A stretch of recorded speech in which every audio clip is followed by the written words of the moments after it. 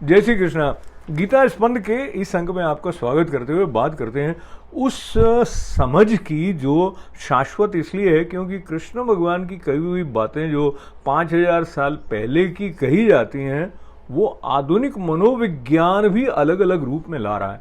यानी कि हम अपने मन के साथ में जो संबंध बनाते हैं और जो चिंतन हमारी इंद्रियां करने के लिए मन को लेकर चली जाती हैं और हम क्या दिखाते हैं वो सब हमारे व्यक्तित्व का निर्माण करते हैं। तो पहले बात करते हैं इस छठे श्लोक की जो कर्म योग के बारे में बताते हुए कृष्ण भगवान ऐसे कहते हैं, कर्मेंद्रियाणि संयम्य य आस्ते मनसा स्मरन्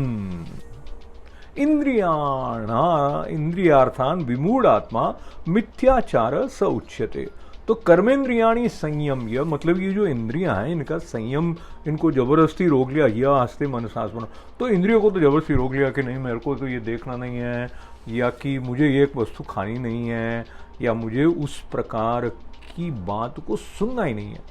लेकिन आंख बंद करके बैठ गए कि ध्यान करने का नाटक कर रहे हैं, पर हो क्या रहा है कि वही बातें मन में आ रही हैं बार बार। और जो चिंतन हमारा होता है, जैसे ये एल्गोरिथम जो है इसकी कंप्यूटर में भी, वो आप जिस तरह की रील देखते हैं वैसी रील बार बार आने लग जाती है उससे जुड़ी हुई। तो इसी तरह से जैसा चिंतन करते हैं वैसा विचार बनने लग जाता है और फिर हम बाहर से कुछ और दिखा रहे हैं मन को और अंदर से कुछ और चल रहा है। तो उसके लिए भगवान ने कहा जो मूढ़ बुद्धि मनुष्य समस्त इंद्रियों को जबरन रोक कर मन से उन इंद्रियों के विषय में चिंतन करता रहता है वो मिथ्याचारी अर्थात दंभी कहा जाता है।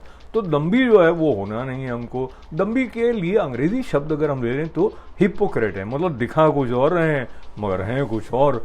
तो सत्य के साथ एक में एक होने की बात भी कहीं ना कहीं कर्म योग की पगडंडी से होकर भी हमारे पास आ जाती है। हम अपने सत्य के साथ एक में एक नहीं होंगे तो भगवत स्मरण जो हमारा है वो शुद्ध मन के द्वारा न होने के कारण हमारे भीतर बिखराव, असंतोष आने लग जाएगा। कई बार हमारे भीतर असंतोष है, हमारे भीतर कुंठा है, पर हम वो भी दिखाएंगे नहीं, छुपा के रखेंगे। तो धीरे धीरे अंदर कुछ ऐसा बनने लग जाएगा जो एक दिन विस्फोटक रूप में बाहर आ सकता है।